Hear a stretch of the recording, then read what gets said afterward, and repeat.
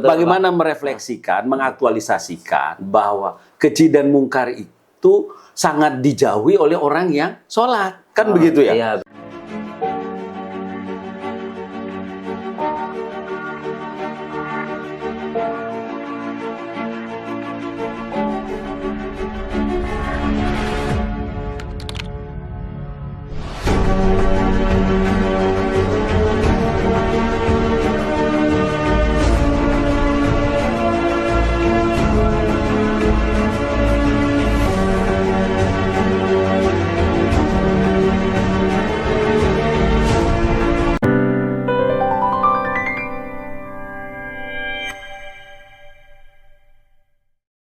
Assalamualaikum warahmatullahi wabarakatuh. Waalaikumsalam. Kembali lagi bersama kami di Gemar Ramadan bersama Talita Group dan Bimas Islam Kanwil Kemenang Provinsi Bali. Alhamdulillahirrahmanirrahim, saya Rafli Al-Baihaqi selaku host pada kegiatan pada hari ini akan membersamai dengan narasumber yang sangat hebat ini yaitu Bapak Haji Aminullah. Selamat datang Bapak. Selamat datang. Alhamdulillah. Assalamualaikum warahmatullahi wabarakatuh. Waalaikumsalam. Ya, gimana Bapak? Sehat Pak? Alhamdulillah sehat. Gimana perjalanannya tadi hujan-hujan begini Bapak? Iya, enggak terasa hujan tapi karena puasa aman. Alhamdulillah. Gini. Siap. Alhamdulillah teman-teman, di sini kami bersama dengan Talita Group dan ada Talita Hani juga yang akan membersamai kita nanti di berbuka puasa. Sehingga manisnya madu ini juga menjadi segarnya waktu ketika berbuka puasa. Oke, pada kesempatan kali ini kita akan ngobrol-ngobrol nih dengan Bapak Haji Aminullah SAG tentang aktualisasi nilai-nilai sholat Bapak.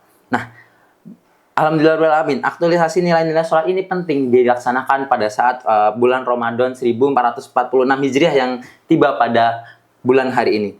Pada kali ini kita akan bahas tentang aktualisasi nilai-nilai sholat, di mana nilai-nilai sholat ini menjadi nilai utama kita, bahwa kita akan menghadap kepada Allah Subhanahu Wa Taala dan akan dihisab pertama kali dengan waktu sholat. Maka dari itu, saya persilahkan kepada Bapak Haji Aminullah untuk memberikan gimana tentang aktualisasi pada nilai-nilai sholat yang telah akan dilaksanakan, sehingga sholat-sholat ini kita akan mendapatkan nilai-nilai yang positif, sehingga nanti insya Allah ibadah kita diterima oleh Allah Subhanahu Wa Taala. Amin. Silakan Bapak Aminullah. Baik, terima kasih. Sholat memang memiliki keistimewaan. Syariat Islam kita memang yang istimewa gitu dibandingkan syariat-syariat yang lain gitu ya. Kalau yang lain Nabi bisa menerima melalui wahyu malaikat Jibril gitu. Karena sholat memiliki keistimewaan, justru Nabi menerima langsung Allah Subhanahu Wa Taala. Itulah memiliki keistimewaan kan? Ya, betul.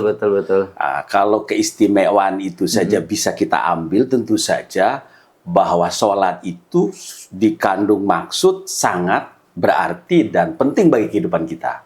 Kalau tadi Mas Fadli menyampaikan ketika nanti kita menghadap Allah itu yang dihisab pertama parameternya itu sholat gitu. Betul. Yang lain bisa dilakukan sebanyak mungkin, tapi ketika sholat itu menjadi faktor yang menentukan. Betul. Karena itu, karena sholat ini menjadi pilar yang sangat penting di dalam kehidupan kita beragama gitu. As-sholatu imaduddin gitu, tiang agama. Jadi kalau tiang pilar gitu jadi sangat menentukan. Kalau pilarnya bagus, sholatnya bagus, tentu saja berdampak kepada hasil sholatnya itu akan bagus. Tapi kalau pilarnya roboh, mudah keropos, apalagi kobong kan begitu, jadi tidak akan mungkin kokoh kan begitu. Dan tentu saja akan berdampak bahwa pilar itu akan roboh dan agama juga akan roboh kan begitu. Karena itu momentum di Ramadan ini perlu menjadi momentum aktualisasi kita gitu. Selain ibadah puasa yang memiliki keistimewaan itu, betul. Kita akan melaksanakan sholat di bulan Ramadan ini gitu. Kita sholat yang mungkin tidak biasa kita laksanakan. Kalau sholat taraweh qiyamul lail bisa kita laksanakan, justru intensitasnya lebih tinggi gitu. Kenapa? Ya karena kita berharap di madrasah atau tarbiyah yang di bulan Ramadan ini kita bisa laksanakan dengan sebaik-baiknya dan berdampak gitu. Jadi puasa, ngaji, sholat diantaranya memiliki nilai keistimewaan gitu. Betul. Jadi mudah-mudahan kita termasuk golongan orang-orang yang kualitas sholatnya, sehingga berdampak di dalam kehidupan sosial kemasyarakatan kita. Jadi sholat itu menanamkan kedisiplinan, keikhlasan, tidak neko-neko, kan begitu. Betul. Kenapa? Karena kita menghubungkan kita langsung dengan Allah Subhanahu wa taala. Kalau yang lain tidak nampak gitu kan begitu. Kalau kita langsung menghubungkan pada tidak melalui perantara dan segala macam. Karena itulah kelebihannya. Bagaimana kita mengaktualisasikan Ramadan inilah yang melatih diri kita ini membentuk agar pribadi yang sholat, pribadi yang taat beribadah, dan ingin sukses dunia dan akhirat, sholatlah. Siap, Indikator siap, utamanya. Iya, gitu. betul Pak. Oke, jadi tadi seperti yang Bapak Haji Amin Allah sampaikan bahwa sholat itu merupakan satu menjadi tiang agama Pak ya, pilar di mana kita mendirikan agama kita, di mana sehingga sholat ini menjadi aktualisasi nilai-nilai dalam kehidupan kita sehari-hari. Nah Bapak, saya kembali lagi bertanya pada Bapak nih, dalam sholat ini kan kebaikan sholat di dalam sholat itu mencerminkan perilaku kita Bapak, di mana sholat kita baik, maka insya Allah perilaku kita baik. Nah, gimana cara-cara kita bisa membangun nilai-nilai sholat kita itu menjadi lebih baik Bapak? Ya. Bisa dijawab. Ya, kalau dilihat dari sepintas, ya sholat itu kan tiang agama kan. Iya, betul. Bahkan sholat juga mencegah dari perbuatan keji dan mungkar. Betul. Orang lagi sholat tidak mungkin dia bisa melakukan keji dan mungkar kan. Betul, Bagaimana merefleksikan, mengaktualisasikan bahwa keji dan mungkar itu sangat dijauhi oleh orang yang sholat. Kan begitu ya? Iya, betul. Kenapa? Karena dia totalitas bahwa Allah lah yang tempat beribadah, Ya, betul. tempat meminta pertolongan. Betul. Ihdinas siratal mustaqim, hampir setiap ini kita sholat itu tidak ada tempat lain untuk kita meminta pertolongan, hanya kepada Allah. Jadi kalau ada orang yang meminta pertolongan selain itu berarti dia menduakan Allah kan, diantaranya kan gitu. Jadi nilai ketauhidan kita dapatkan kan, dan ihdinas siratal mustaqim kan, siratal ladzina an'amta alaihim ghairil maghdubi alaihim waladdallin, itu bagaimana membangun kehidupan di masyarakat agar nilai-nilai sholat itu bisa dirasakan begitu. Makanya kehidupan kita orang jujur itu karena nilai sholatnya benar-benar bisa dilaksanakan. Orangnya ikhlas juga karena sholatnya itu. Nggak mungkin dia korupsi, nggak mungkin dia bisa melakukan hal-hal yang tidak terpuji lainnya jika dia benar-benar melaksanakan ibadah sholat. Karena itu, sholat itulah cerminan orang menjadi sukses. Orang menjadi baik di dunia dan di akhirat, baik amalnya, baik nanti di masa hisabnya, itu karena sholat gitu. Jadi ukuran parameter kita itu di sholat itu. Jadi kalau kita sholatnya baik, ya makanya kita baik. Kalau orang aktif di hukum, bagaimana dia menanamkan nilai-nilai sholat itu sehingga menerapkan hukum yang taat asas, taat aturan kan begitu, dan memfasilitasi dengan sebaik-baiknya. Begitu pula orang di ekonomi, bagaimana dia berjual dan berdagang yang tidak memanipulasi, dan dia tidak mengurangi sedikit pun apa yang dilakukan kaitan dengan berdagang itu. Jadi banyak hal di dalam kehidupan kita ini, disitulah posisi sholat itu sangat menentukan. Makanya mencegah dari perbuatan keji dan mungkar, dia sudah dicegah dengan sholat. Nggak mungkin kita melakukan hal-hal yang kurang bermanfaat, yang tidak bermanfaat, karena posisi sholat kita benar-benar baik.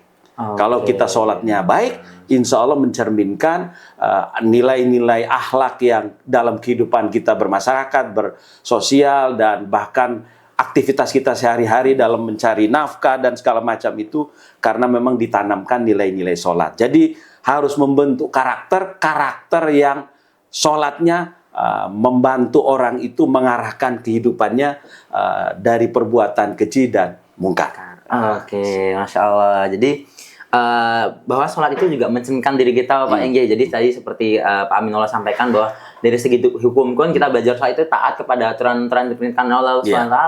Terus dari segi ekonomi, di mana kejujuran, di mana kita melakukan sholat itu sesuai dengan apa yang kita baca, apa yang kita tanamkan, karena baca di dalam sholat itu kan doa Bapak Engge.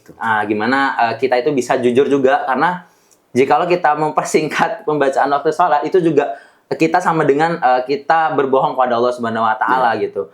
Dan sehingga kita bisa menegakkan sholat itu pun dengan dasar yang ikhlas Bapak nggih. Gimana kalau misalnya kita merasa sholat itu menjadi kewajiban saja, itu bahkan kita akan berasa berat untuk menjalaninya. Nggih. Jikalau ini menjadi kebutuhan, maka itu akan kita enjoy menjalaninya dan lain sebagainya. Maka dari itu kita harus membanyak waktu sholat kita, apalagi pada bulan Ramadan ini Bapak nggih. Jadi pahala-pahala dilipat gandakan, termasuk ibadah-ibadah sholat. Maka sebagaimana yang telah disampaikan oleh Pak Aminul tadi, as-sholat imaduddin, sholat adalah tiang agama gitu. Kalau saya boleh nyambung untuk hadisnya kan, famana qaumaha faqad hadal madin. Maka barang siapa yang mendirikan sholat, maka sesungguhnya dia mendirikan agama. Oke. Baik. Hadama faqad hadama din. Nah, meruntuhkan agama gitu, Bapak nggih. Bagaimana meninggalkan sholat Bapak nggih. Oke. Sip. Betul. Apalagi kita pada bulan Ramadan ini juga ada salah satu sholat sunnah muakkad sebenarnya Bapak nggih, yang ditunaikan setelah sholat Isya gitu ya, itu sholat tarawih atau qiyamul lail gitu. Nah, bagaimana Bapak ini kan biasanya apalagi di kalangan anak muda itu sholat tarawih itu sering kali diremehkan Bapak. Nah, kira-kira gimana menurut pandangan Bapak terkait pandangan anak muda nih terkait menyepelekan karena sholat sunnah di tarawih ini kan termasuk sholat sunnah, sehingga teman-teman itu mudah nih untuk menyepelekannya Bapak. Nah, kira-kira ada nggak semisal kayak nilai-nilainya Bapak di dalam sholat tarawih sehingga sholat tarawih itu sangat direkomendasikan dilaksanakan pada bulan puasa Bapak? Ya, karena grade-nya muakkad kan begitu, jadi hampir mendekati wajib, cuman Nabi tidak mewajibkan kan begitu ya. Betul. Artinya sholat itu menjadi sangat penting di dalam ibadah Ramadan ini, menjadi sangat penting kan begitu. Suasananya memang sangat ditentukan bagaimana menciptakan suasana yang kondusif, suasana yang bagus. Ya terutama bagaimana karena sholat itu dilakukan di masjid, di tempat-tempat ibadah kan begitu. Bagaimana anak muda ini betah dan senang di masjid dan musola itu gitu. Sehingga jangan merasa anak muda, orang tua kadang-kadang juga merasa karena lahir lebih dulu sehingga merasa lebih tahu kan begitu. Sehingga anak muda tidak diberikan ruang sesuai dengan dunia dan masanya gitu. Sehingga bagaimana caranya supaya anak muda itu tidak menyepelekan? Tentu saja peran orang tua juga sangat penting. Kedua, anak muda sekarang kan untuk membaca dalam menambah pengetahuannya, apalagi yang berkaitan dengan ibadah, cenderung kan praktis begitu. Betul. Nah, ini bagaimana dengan ibadah Ramadan, puasa, sholat itu, bagaimana dia bisa bermasyarakat, dia bisa tahu bahwa ibadah yang sholat yang dilakukan itu menjadi membentuk pribadinya dia, akhlak dia kuat, kokoh kan begitu. Insya Allah anak muda yang konsisten melaksanakan ibadah sholat, istiqomah, tentu saja akan menjamin masa depannya lebih baik kan begitu. Tentu saja yaitu tadi terhindar dari perbuatan keji dan mungkar yang di hadapan dia sudah tidak ada lagi filter yang kayak dulu. Sekarang dia sendiri pun dia bisa dihadapkan dengan nahi mungkar kan begitu. Betul. Apa namanya perbuatan keji dan mungkar kan? Kenapa? Orang dia pegang gadget aja dia sudah mendatangkan yang mungkar dan keji kan begitu, tanpa harus menghadirkan orang banyak gitu. Karena itu sholat waktu dan durasinya tidak panjang, apalagi dilakukan sebulan itu, mari ini menjadi momen yang sangat baik bagi remaja di dalam membentuk karakternya agar menjadi ahli ibadah dan menjadi kekuatan di dalam kehidupannya. Zamannya berbeda dengan kita-kita, tentu saja diperlukan ketahanan mental, ketahanan ibadahnya yang kuat di dalam menghadapi situasi zaman yang kompleksitas ini. Saya rasa demikian. Oke, Bapak. Jadi kembali lagi teman-teman. Kembali lagi teman-teman. Jadi tidak hanya kalangan anak muda aja Bapak. Jadi bahkan yang tua-tua pun itu juga harus menyadarkan bahwa sholat itu penting dalam kehidupan kita masing-masing. Nah, berhubung juga nih pada bulan puasa juga Bapak nggih. Nah, itu juga salah satu ibadah yang juga direkomendasikan adalah ibadah sahur dan berbuka puasa enggak. Nah, tapi kita di sini juga berbuka puasa ini pun perlu yang manis-manis Bapak nggih. Nah, di sini juga ada nih tali tahani dengan beberapa varian rasa sehingga menjadi merupakan 100% madu murni. Nah, madu murni di sini adalah membantu dari khasiat-khasiat Bapak nggih, ada membantu khasiat tubuh daripada melepas dari penyakit-penyakit yang ada dan lain sebagainya, sehingga jadi sangat direkomendasikan bagi teman-teman yang ingin berbuka puasa.